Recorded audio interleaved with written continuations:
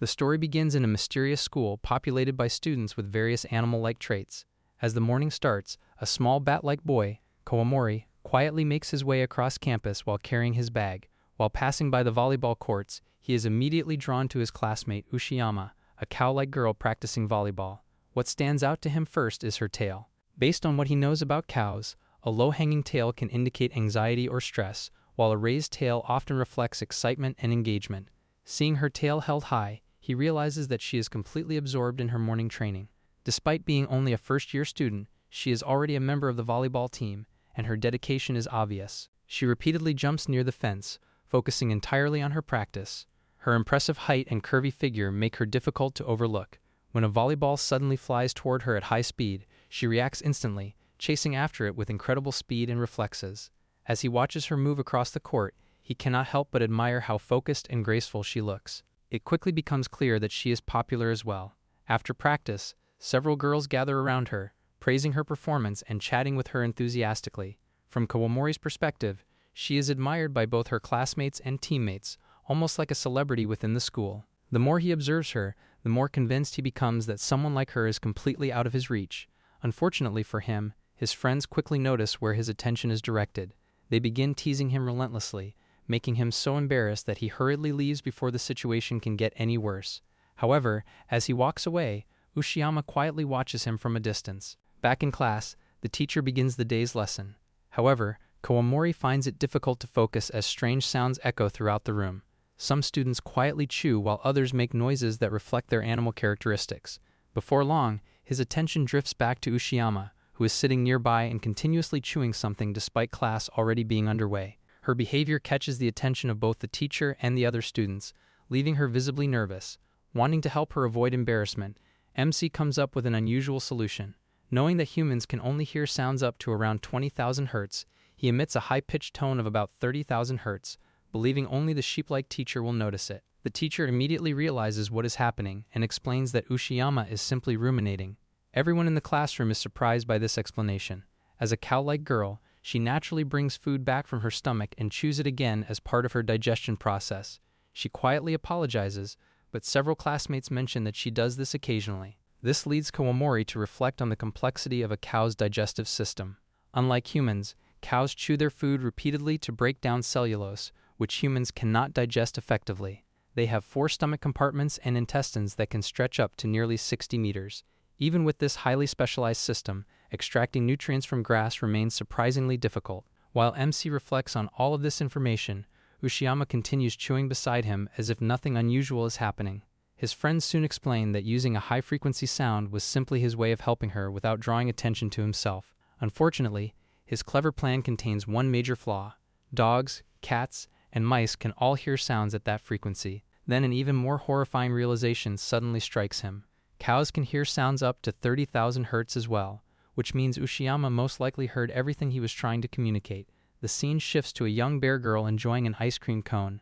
However, she suddenly trips, sending the cone flying through the air. Before it can hit the ground, Kawamori reacts instantly and catches it with incredible precision. However, eating it on an empty stomach is not healthy. He returns it to the girl, who happily runs off. Unfortunately, her mother immediately throws it in the trash. She considers the ice cream dirty simply because Kawamori touched it, and later decides to buy a new one. He hears this but remains silent. From his expression, it is clear that being treated this way is nothing new to him. Then he reaches the school and meets his friends. In class, Kawamori sits quietly while the teacher writes on the board. He does not need to look around to understand what is near him. As a bat-like boy, he can tell what is around him through sound reflections. The echoes help him sense the shape and position of people and objects in the classroom. However, his ability is not perfect. He cannot understand the small details, such as exactly what is written on the board. This is why he can catch a falling object without directly looking at it. Suddenly, he notices something falling from Ushiyama's desk. Before it hits the floor, he quickly reaches out and catches it. He hands it back to her. Ushiyama simply thanks him, but Kawamori still feels uneasy. As he looks at her from behind, he thinks that she may be avoiding him. He feels this way because bats are known to carry germs and serious diseases. Their nests are shown as smelly. They also fly around at night and scare people. On top of that, their faces are often seen as ugly and strange. Still, bats are not completely useless. According to the law, they are considered helpful animals because they eat insects. Even so, Kawamori knows that most people still see bats as dirty or scary. But, as long as Uchiyama does not actually hate him, he feels like he can accept it. Later, during the lunch break, he goes outside to tend the plants. The plants are growing well, and he quietly looks over them. While he is focused on the plants, Uchiyama suddenly comes up behind him and asks whether the biology club also handles food-related matters. She explains that plants are living things too, so they are connected, though it also overlaps a little with the gardening club. After that, both of them fall silent. The quiet moment feels awkward for Kawamori. Uchiyama then thanks him, while Kawamori quietly continues watering the plants. He asks if it's about the eraser, but she reminds him of how he helped her the day before. The moment he realizes this, he gets extremely flustered. He tries to brush it off as if it were nothing special, but she gently disagrees. To her, that small action actually helped a lot. Hearing this makes Kawamori embarrassed. He starts thinking that Uchiyama is a very thoughtful person, which explains why so many students like her. Then, Uchiyama wants to do something for him in return. Instead of only thanking him, she suddenly steps closer. Kawamori freezes as she leans down near him. For a second, both of them are caught in an awkward moment. Uchiyama quickly becomes embarrassed and explains that she forgot to wear her contact lenses. He understands what she means. Since cows have very weak eyesight, Uchiyama probably had to come close to see him properly. Just when another horn girl appears behind Uchiyama, remarking on her eyesight, she immediately panics and smacks her. She then takes the girl to the nurse's office. Kawamori is left standing there. He feels a little relieved as it does not seem like she is avoiding him after all. The next day, he notices that his classmates look like zombies. The elephant-like boy has huge bags under his eyes after staying up all night for a very dumb reason. He talks proudly as if he's achieved something great, but Kawamori can only stare at him in disbelief. His friend takes it seriously, too, which makes the whole thing even more ridiculous. Soon, another friend joins in, also looking half dead. He spent the night playing a game and even brought proof of his run. Kawamori reveals that he stayed awake, studying the biology club's crops and researching how to grow them better. His reason is at least useful, but he still looks just as exhausted as everyone else. The conversation quickly turns into a messy discussion about sleep. They compare different animals, like giraffes, elephants, koalas, and sloths, and how long each one sleeps. Kawamori listens while the group jumps from real animal facts to total nonsense. One student tries to act cool, but his cool activity is just watching adult videos, so the others shut him down immediately. Then the boys notice Uchiyama nearby and praise her for having already become a regular on the volleyball team so soon after enrolling. Kawamori's friends start commenting on her huge melons and peaches, but Kawamori just thinks her height stands out the most, and his friends find that answer oddly specific. Their loud chatter gets out of hand, and Uchiyama seems to notice them. The boys panic and run before the situation becomes more embarrassing. By the time school ends, Kawamori is completely worn out. On his way home, he is still too sleepy to walk properly. While he wobbles near the road, a car suddenly rushes toward him. Before he can react, Uchiyama appears and pulls him back just in time. She hugs him tightly while he tries to act like he was fine, even though he clearly was not paying attention. He even feels good as she's taller. But then reality kicks him, and Kawamori gets embarrassed and apologizes, thinking they are only classmates, so there is no reason for her to care this much. He realizes she must have heard the boys talking earlier. Panicking, he quickly stands up straight and pretends he is completely fine. Then he runs off in embarrassment while Uchiyama quietly watches him leave. But after he leaves, she does not head home as usual. Instead, she follows from a distance, trying to figure out where he lives. Her face grows serious and embarrassed at once, suggesting that the calm Uchiyama from school may not be the whole story. The following day, in class, she keeps ruminating while her horned friend watches her closely. She notices that Uchiyama gets unusually nervous around someone and starts questioning her about it.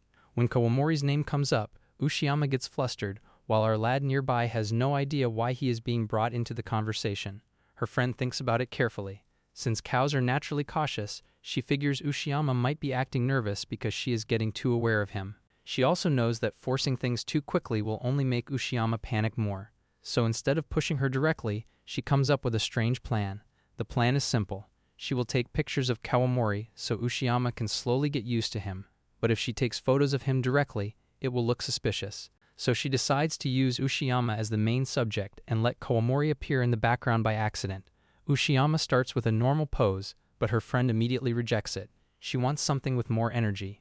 Uchiyama begins posing more confidently, and everyone starts reacting as if it is a full photo shoot. The boys get excited, cameras flash everywhere, and Uchiyama keeps changing poses.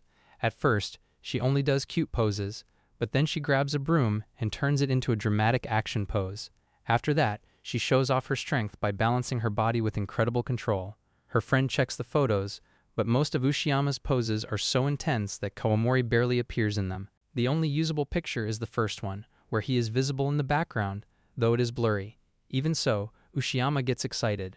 Her friend says that even a blurry photo is a good start and that looking at it might help her gradually get used to Kawamori. However, Uchiyama takes it too far and starts licking the phone screen. Her friend quickly stops her but then lets go, having her own plans for the photos. Just then, the class representative notices the commotion and steps in, treating it as a violation of school rules, leaving Uchiyama's friend flustered. Later, the boys start discussing how animals can tell the difference between a harmless gas problem and a real bathroom emergency. Everyone listens with interest, though the elephant boy gets teased when the others joke that it sounds like he is speaking from experience. Embarrassed, he argues back. But the conversation only becomes more awkward when Kawamori brings up an embarrassing incident involving him from the previous day. The boys soon start bickering, and one ends up chasing another around the classroom. Meanwhile, Uchiyama stays unusually alert, constantly looking behind her. Her friend notices and wonders why she is acting so cautiously as they quietly watch the chaos. Later, class begins, and Uchiyama sits stiffly at her desk, clearly trying to hold something in. She manages for a while, but then a suspicious sound suddenly comes from her direction. Kawamori notices immediately, and the nearby boys blame him. Uchiyama freezes in embarrassment, while her friend looks at her in confusion. Instead of reacting normally, Uchiyama becomes strangely flustered, leaving her friend puzzled. The class begins, and a strange clicking sound keeps coming from nearby. Kawamori notices it right away, but before anyone understands what is happening, Uchiyama realizes there is a bug sitting on her shoulder. She panics, and Kawamori calmly reaches over and catches it. He identifies it as a click beetle. She thanks him, but the bug suddenly snaps its body and makes her jump. Kawamori explains that this beetle has a strange survival trick. When it gets stuck on its back, it locks part of its body, releases it with force, and flips itself upright with a loud click. Uchiyama becomes curious about that ability. She thinks about how useful it would be if people could pop back up the same way while sitting or lying down. Then she starts testing the idea with her own body, bouncing in her chair and moving around like she is trying to copy the beetle's motion. Kawamori gets flustered because the movement looks way too dramatic from his angle. She keeps trying, completely serious, until the class representative finally steps in and stops her. She tells Uchiyama that moving like that during break is not acceptable, while her friend says it is no big deal. The scene shifts to Kawamori sitting alone outside while looking at his phone. An ad suddenly pops up, claiming it can help someone get closer to girls. Kawamori immediately dismisses it, thinking it has nothing to do with him, but as he tries to close it, his phone slips and drops. Right after that, Uchiyama suddenly appears beside him, making him panic. She quietly thanks him for helping with her wallet the day before. Kawamori gets confused at first, then remembers what happened. The previous evening, Uchiyama had lost her wallet and was searching through the bushes. She even checks her hands and the area around her, but still cannot find it. Then Kawamori arrives and uses his pro-bat ability. He claps once, sending sound waves through the area and reading the echoes around him. Because bats can use repeated sounds to understand their surroundings, Kawamori can locate things even when they are hidden. He follows the sound reflections, goes into the grass, and finds Uchiyama's wallet. After that, he quietly hands it back to her. Uchiyama thanks him, while Kawamori feels embarrassed about showing his ability so openly. Even though he helped her, the situation still feels awkward for him. But from Uchiyama's reaction, it is clear that she is not disgusted. She simply noticed what he did and remembered it. After finding the wallet, Kawamori comes back from the wet grass looking like he just finished a swamp mission. Uchiyama is clearly touched, but then she reveals the real emergency. The wallet was important because it contained limited edition milk caramels, and yesterday was the last day to buy them. So yes, this rescue mission was basically for candy. As thanks, Uchiyama opens the jar and offers one to Kawamori. He gets nervous and tries to refuse, but Uchiyama does not let him escape. She dips out some caramel and tells him to try it with her own fingers since everyone has different tastes. Kawamori instantly looks like his soul has left his body. Before he can process the situation, Uchiyama moves in and brings her hand to him, wanting him to taste it straight from her finger. Kawamori completely breaks down, while Uchiyama treats it like a normal taste test. She tells him to be shy-free. At first, it seems like she will stop there, but once Uchiyama gets into caramel mode, there is no off switch. She keeps going, and Kawamori can only sit there in panic while this innocent thank you turns into the most dangerous snack review of his life. After that, the boys somehow turn a peaceful break into a debate about ASMR. Kawamori is listening quietly with his earphones in, but the moment his friends notice, they jump on the topic. The elephant-like boy immediately gets fired up and starts talking like he has been waiting his whole life for someone to ask. To him, ASMR is not just random relaxing sounds. It has to be done properly, with the right mood and the right voice. The cat-like boy tries to offer a normal explanation about ears, but it only makes the conversation even weirder. The elephant boy keeps going, listing different types of relaxing sounds as if he were presenting a sacred art form. Kawamori and the others just let him enjoy his weird little world. Nearby, Uchiyama quietly listens while using her phone. Then Uchiyama suddenly joins the conversation and reveals that she also knows about ASMR. Kawamori is surprised, but she explains that there is an audio she wants to buy, but it has no preview. Instead of giving up, Uchiyama pulls out the intro script and asks Kawamori to read it for her. Kawamori gets nervous right away, but Uchiyama begs him to help. He finally agrees, though he warns her not to expect any great acting. Then Uchiyama makes the setup even more awkward by offering her lap as a pillow, since the script is supposed to feel relaxing. Kawamori ends up reading the lines while lying beside her, completely embarrassed. The script talks about having a long day and needing rest, but the real shock is that Uchiyama wrote the whole thing herself. Even though the situation is strange, she is surprisingly good at creating the mood. He can barely keep up, while Uchiyama calmly proves that she may understand this ASMR thing better than anyone expected. The class begins, and the teacher explains the history behind July and August. While everyone laughs at the lesson, Kawamori notices something strange. Uchiyama's ears keep moving around on their own, almost like they are searching for sounds. He quietly reflects on the importance of ears in cow-related history and sayings. Then he realizes what Uchiyama is actually doing. Her ears are trying to pick up sounds from the back rows. For a second, he imagines Uchiyama ruling the whole school just by listening to everything around her, but he quickly laughs it off as a dumb thought. Later, the boys are outside, and Kawamori tries hanging upside down like a real bat, but he gives up almost immediately. His friends tease him because bats are small and light, so hanging upside down should be easy for them. Kawamori argues that humans are different because blood rushing to the head can be dangerous. The conversation somehow turns into movie logic, and the boys decide to leave before they lose time for gaming. But then, Uchiyama is seen hanging from the same bar as if it's nothing. She looks completely comfortable, and Kawamori gets dragged into another awkward moment when they both end up holding the same bar. Uchiyama gets weirdly happy about the small contact and starts spinning around the bar with way too much energy. The spin turns into a full disaster. She flips through the air, lands awkwardly, and Kawamori accidentally sees more than he meant to, leaving both of them embarrassed. He instantly turns red, realizes what happened, and runs away, making up an excuse to go home. Her friend watches the whole mess and calmly concludes that, since Uchiyama is a cow after all, she reacted the moment Kawamori noticed the color. In the end, Kawamori escapes, Uchiyama crashes emotionally, and her friend is left judging both of them from a distance. The scene shifts to Kawamori as he cleans the blackboard. He quietly erases the lower part, but the writing near the top is too high for him to reach. No matter how much he stretches, the eraser barely gets there. Uchiyama notices this and calmly steps in.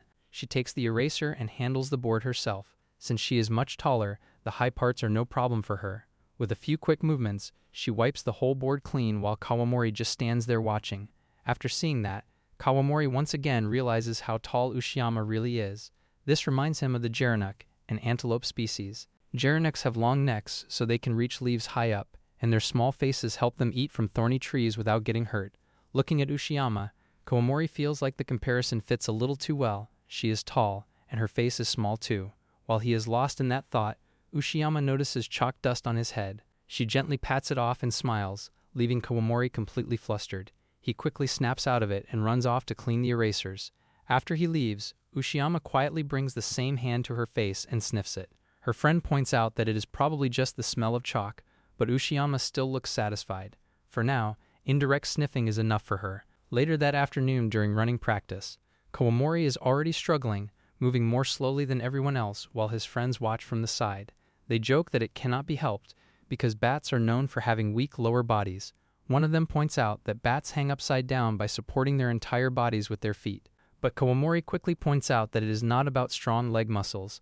When bats grab onto something, their claws lock in place, so they can keep hanging even when relaxed. While they talk, another student suddenly points out that Uchiyama started late but is already catching up. Kawamori turns around and realizes she is coming fast. Her steps get closer and closer, and from his tired point of view, she looks like some terrifying monster chasing him from behind. The pressure gets to him immediately. Kawamori panics and runs with everything he has, making his friends realize he actually can move fast when he is desperate, but that only makes Uchiyama speed up, too. Then the cow explanation kicks in. Cows tend to chase things that run away, and Uchiyama is now fully locked onto Kawamori.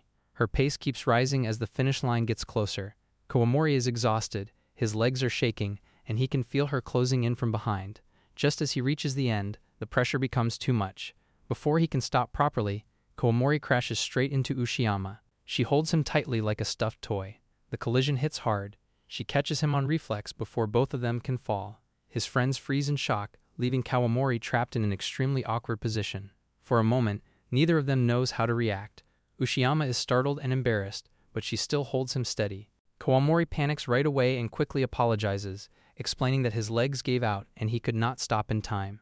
Uchiyama looks away, clearly flustered, but she still lets him know that it is fine, while Kawamori's friends want to end his life for this.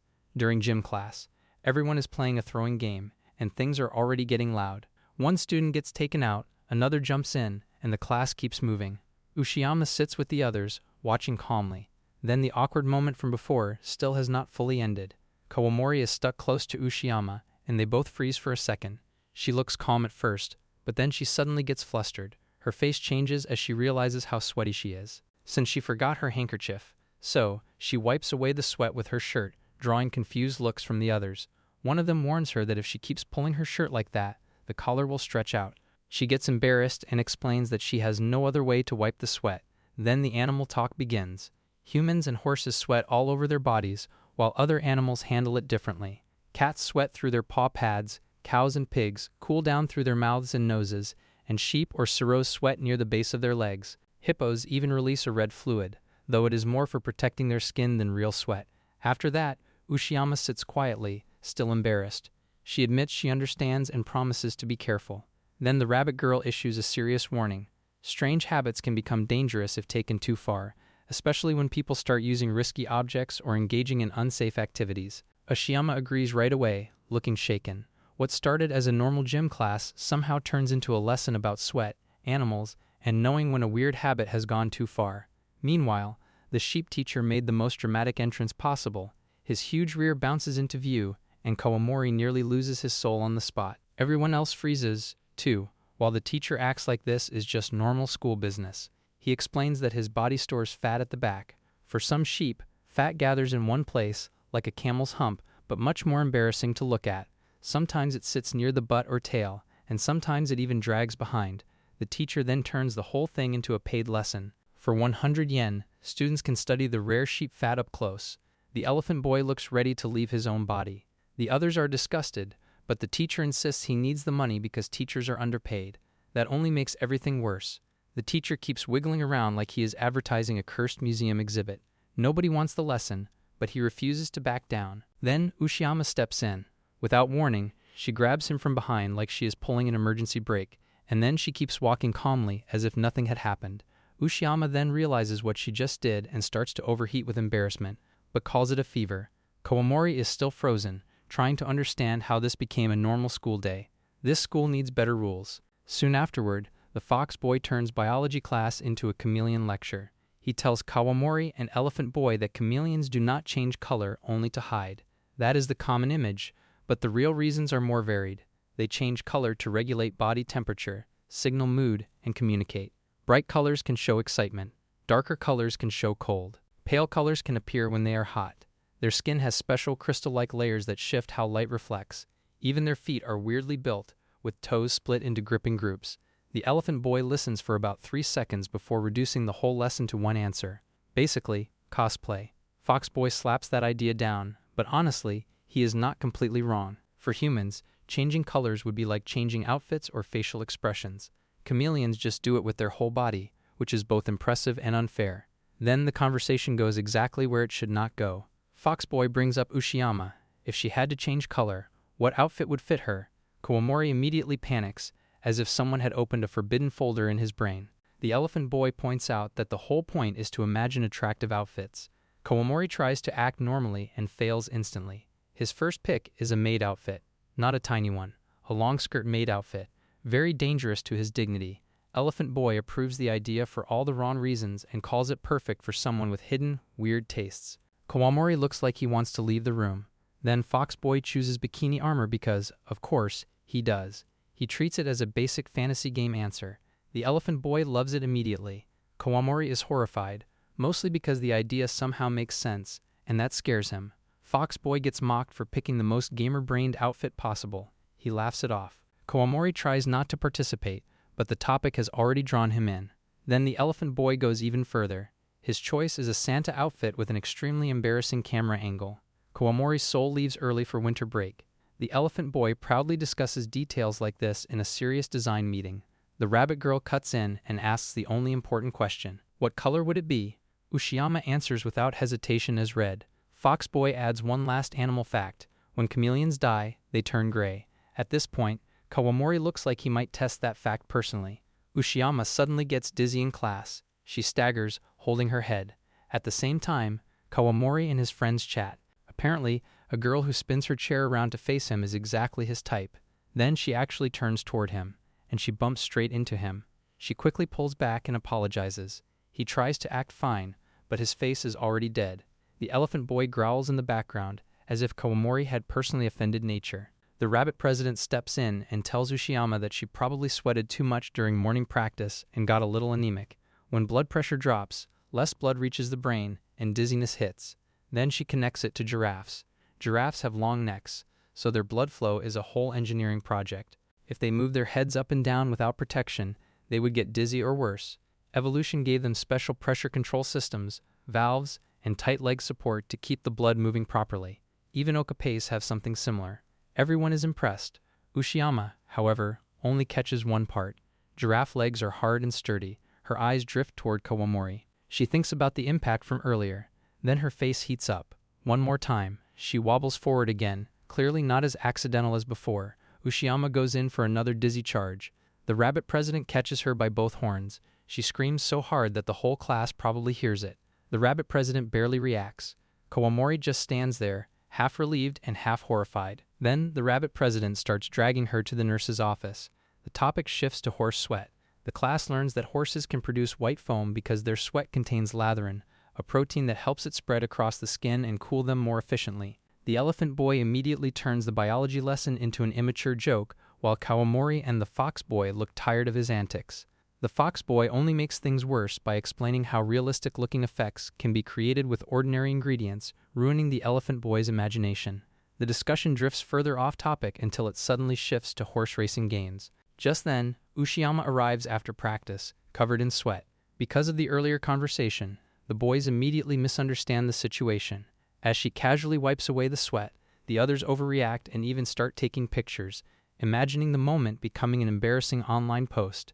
Kawamori can only wonder how things spiraled out of control so quickly. After school, the class ends, and everyone starts heading out. Some students talk about practice, others talk about hanging out or playing games, while MC feels like he is still stuck in a platoon. Ushiyama is invited to go to club practice, so MC offers to turn in the class log for her if she is heading there. Before he can escape alone, Ushiyama happily grabs him and says they should turn it in together. MC gets dragged along while Ushiyama smiles as if it were the most natural thing in the world, and the others watch the two of them with the usual tired understanding. The teacher checks the class log, says good work, and almost lets them go, but then stops them. Since it would be awkward to ask one of the girls, the teacher asks MC for a shoulder massage instead and promises not to call on him in class for a week. MC accepts immediately, and the teacher melts under the massage while Ushiyama is told she is free to leave. The topic then shifts to clavicles. The explanation says that cows, horses, elephants, and cats do not really have collarbones, with felines having only a tiny remnant because their front legs specialize in running. Meanwhile, the girls talk about giving everything they have in practice, while MC keeps massaging the teacher until she finally asks if she can stop. Ushiyama then takes over by gripping MC's shoulders from behind and laughing while he keeps working. Her hands are strong, the massage keeps going, and the talk about clavicles turns weirdly threatening when the others realize she might be able to snap an opponent's collarbone with one twist. Ushiyama looks fired up. MC panics. Later at the cafe, Ushiyama is asked to choose between Kayabitsu, Taro, and Jagariko, and after a tense decision, she goes with Jagariko. Kawamori immediately knows that was the obvious answer. While he reads the book on cows and how they tend to put long, thin objects in their mouths, the explanation is that cows can accidentally swallow nails or other sharp metal objects. While Ushiyama eats, the others start throwing around snack suggestions. In the class, the teacher adds that exercise helps the brain work better, which makes the moment feel even more random. Then Ushiyama quietly asks Kawamori if she can borrow the mechanical pencil lead. He gives her 0.5 HB, and she thanks him with a smile. That alone is enough to break him. The phrase long and thin crashes back into his head, and he immediately panics over the completely innocent pencil lead situation. Ushiyama teases him, making it clear she was only joking, but that only makes him more nervous because he realizes the others may have heard him reacting. He starts rattling in panic while the group looks at him like he is the weird one. She then gets oddly carried away by the fact that his pencil lead is now in her pencil. Her friend warns that she will upset her stomach if she keeps acting like that. The next day, the snack talk continues with more long, skinny sweets, and the others mention things like Elise, Chocolatier, and Lumond. The scene shifts to Ushiyama's horns, which have noticeably grown. While she casually munches her snack, the topic becomes how she maintains them. The blonde girl approaches Ushiyama's horns like a model-building project, recommending sanding them with 400, 800, and finally 1,000 grit sanding sticks. Kawamori quickly realizes she's applying plastic model techniques, complete with tips about avoiding discoloration and preserving the finish. The discussion then shifts to real animal horns.